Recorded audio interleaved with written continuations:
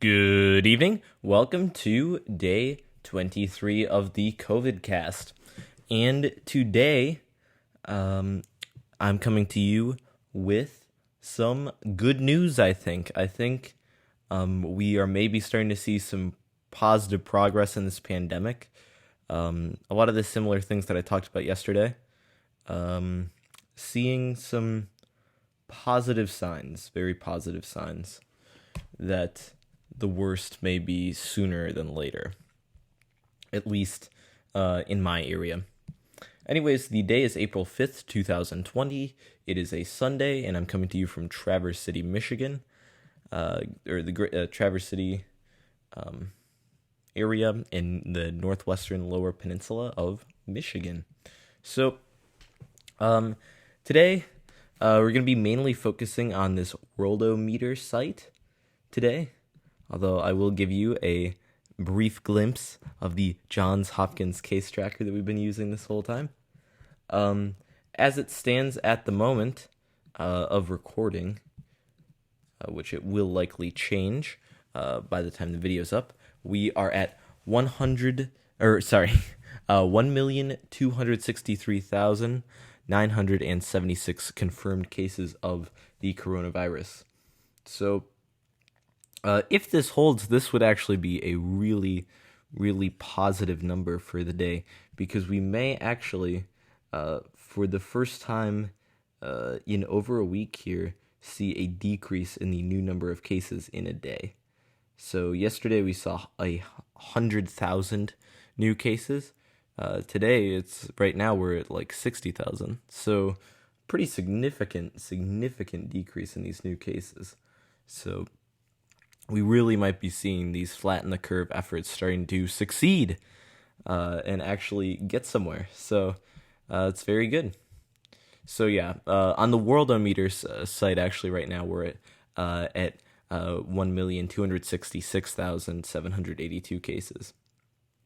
I believe they may update more frequently than the Johns Hopkins site. Thus the discrepancy right now.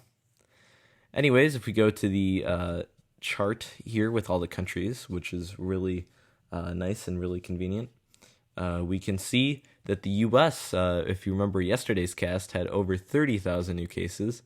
Right now, where it's sitting, we're at 21,000. I don't know where that'll finish, but I'm guessing that has most of the states in for the day. So maybe in the mid-20s, if I had to guess where it will finish. Although we do see over 1,000 deaths today, and we see the total deaths in the U.S. sitting at 9,536. So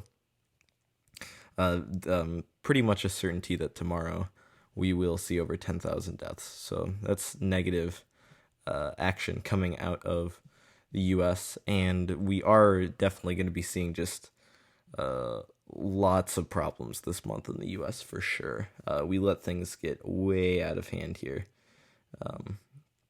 And then we're going to be experiencing countrywide what Spain and Italy have experienced. If we're not already there, or worse in some parts of the United States. So, another milestone today, and this actually gives us a pretty nice way to monitor the case fatality rate, I think. Germany is almost at exactly 100,000 cases as of today, unfortunately, hitting that six-figure mark. But they've had some of the most complete testing out of any country, and I think their numbers maybe give us some of the best idea of what the final case fatality rate percentage is going to be. So, as we can see, 100,000 cases, about 1,500 total deaths in Germany.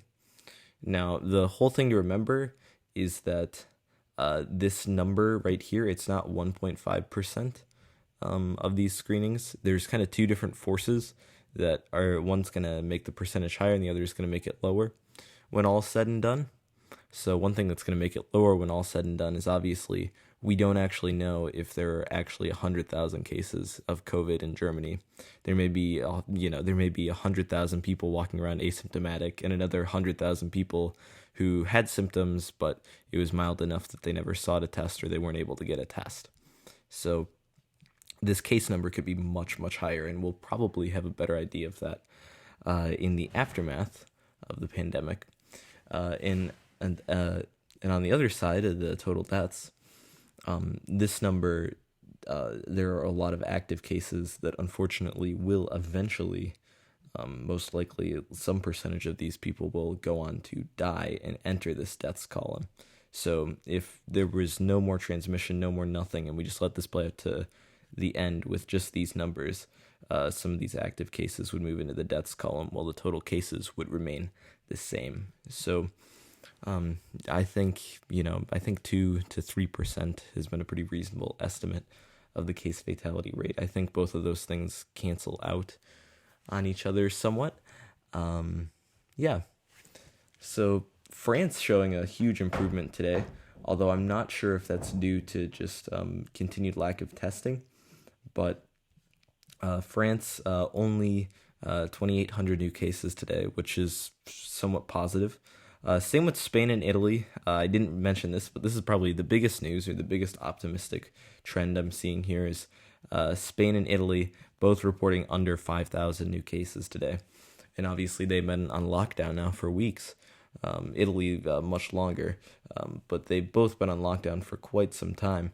And we're just really seeing their outbreaks maybe start to quell in new cases, although the hospitals are likely still at the same levels because the actual total number of active cases is still increasing because people aren't recovering at a faster rate than new people are getting it in these places. So that's something to keep in mind, that even once the number of new cases starts to go down, there's still people that are in the hospitals taking up that space.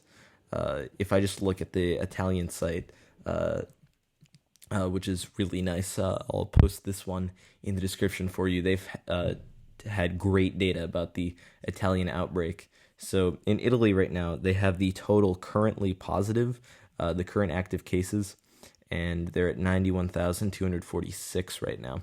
But that number is up 3.4% today. So that number still continues to climb. So the overall stress on the entire healthcare system still continues to go up even after these new cases decline, which is why continued action is so crucial during this time. Eventually, what we want to see is this dismessi guitari or guariti. I'm not quite sure. This number, which basically means recovered in Italian, we want to see that go up and increase at a faster rate than the new cases. So we'll be looking for that to happen. I do notice that the percentage is higher, which means that it should overtake at some point soon. I wouldn't be surprised if this total currently positive decreases in maybe 1 to 2 weeks, somewhere in that time frame. So Italy, if I had to predict, could possibly start to return back to life as normal by the end of April, possibly by early May, maybe a realistic time. And Spain may be maybe about a week after Italy. I think they're about a week behind. Meanwhile, the U.S. is, if I had to guess, 3 weeks behind, a month behind. The problem is just different states, different places. I think New York is much closer in terms of the fact that we're seeing their new cases start to not go up quite as much, whereas Italy, New York is most likely maybe only 10 days, 2 weeks behind Italy, whereas some parts of the U.S. might be a month or more behind Italy. Where I'm at, if I had to guess, we're probably about a month behind where I'm at. So, yeah. Other positive news, Michigan still has not hit new highs in cases, so that's good. We haven't seen a day with over 2,000 new cases as we continue to be the third largest outbreak in the country, or the state with the third most cases. So that's good news. I think we're really starting to see the effects of our kind of stay-at-home order and our mitigation effects starting to kick in, which means that I wouldn't expect the new cases to rise too dramatically over time, and even most likely, hopefully, in the next couple weeks here, we start to see a consistent decrease where I'm at here, which would be great. On the other hand, there's still massive issues like we talked about yesterday. One big piece of news that came today was in the UK, Prime Minister Boris Johnson. It seems like is going to the hospital because he's now in the stage of the disease where some people seem to really crash hard. So as a precaution, he's been hospitalized. So something to monitor there. The Queen gave a very nice address today. A solid job today in the UK. But I'd say that probably in terms of time, they're likely at a similar point as the U.S. Even their total cases are somewhat close, especially considering they've done less testing than the U.S., which is almost unbelievable. I mean, the U.S. was so bad on testing. Now we're starting to get there. We're at 1.7, 1.8 million tests done, so that's pretty good. UK pretty woefully lagging though in tests. So I'd suspect that their total cases per million population probably pretty similar to the U.S., and I think we're probably in pretty similar timelines. The main difference is that the U.S., again, the lockdown potential is a little lamer, although the U.S. is a slightly more spread out and rural country compared to the U.K. So some pros and cons working for and against both countries, but I'm guessing the U.S. and the U.K., as we've always been throughout history, will be on a pretty similar course here, an intertwined tale. So hopefully we can both get through this. Turkey today posting more negative numbers, and Iran, kind of just hard to tell what's going on in Iran. I suspect things are much worse than we know, or even they know, in Iran. Other countries of note, we talked about Brazil yesterday. I'm not sure if this update is finished, but Brazil continues to just stand out to me as the winner of worst tester in the world. So negative stuff out of Brazil today. One thing I'd be looking for still in the numbers here, India has not reported their new cases yet, so I'll be very interested to see what that number is. I think that's something we have to watch very closely to see what happens.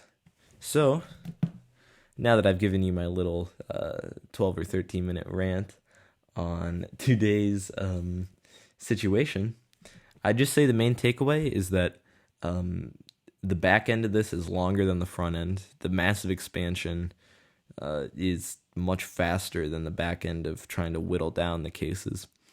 But, and this is important, I think we're starting to see that what we're doing is having a real effect. So I think that should maybe provide some morale, just to know that what we're all doing right now, the disruption that's occurring in our lives, is saving people, is saving tens, hundreds of thousands, millions of lives right now. What we're all doing is a collective species right now. So I think that's something positive to, if you want to take away any one thing, just know that everything that's happening is for the best. And now that brings me to my question of the day for all of you listening. If you would like to post in the comments, I would like to know, what is your favorite color and why? Why do you like that color? All right. Thank you so much for listening to today's COVID cast. Your continued support is very uplifting to me, and I really appreciate it. So thank you so much. I hope you have a spectacular, super sensational Sunday.